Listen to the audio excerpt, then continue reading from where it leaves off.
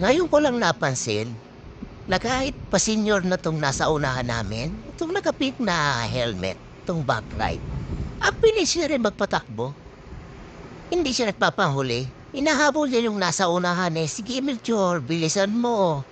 At hinahabol ka na ng isang senior. Lahat naman senior naman kami. Aya, sige habol, mamaya pagdating sa bahay, malamang maghahaplos ka ng ano i-haplos mo ba sa tuhod mamaya? Alcampor na may gasolina? Sabay sindi, ayun oh, oing. Sige, magkita-kita din tayo sa final. May stoplight din diyan. At mahahabol din kayo namin.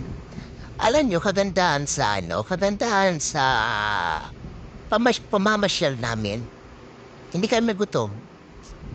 Kasi may mga baon kami, kanya-kanya kaming baon.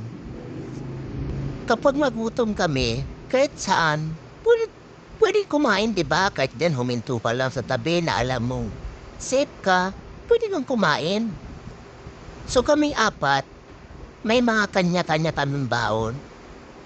Merong adobo with kanin, tapos merong laing, pansit saka kanin, tapos merong sinigang with kanin pa rin, saka merong paksiw na bangus with liempo with kanin pa rin. So lahat kami may mga kanya-kanyang baon, pero magkakaiba nga lang.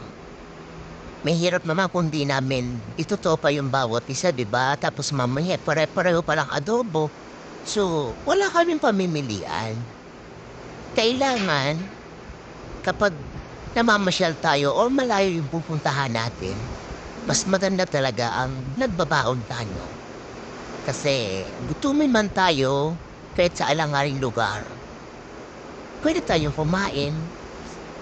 'Di ba? Andito na pala tayo sa Batangas City. Pero galing naman tayo sa Batangas City, oh, 'di ba? Ang bilis libre na kaagad.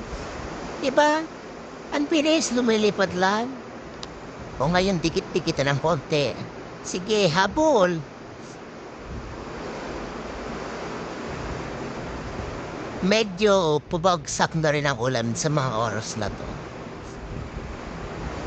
Di naman kami naabutan ng ulan kasi may mga dala naman kaming panangga sa ulan. May mga lugar na umaambon, may mga lugar na wala naman ambon, o 'di ba? Running lang. Pero alam naman natin sa ganitong buwan, tag-ulan naman talaga.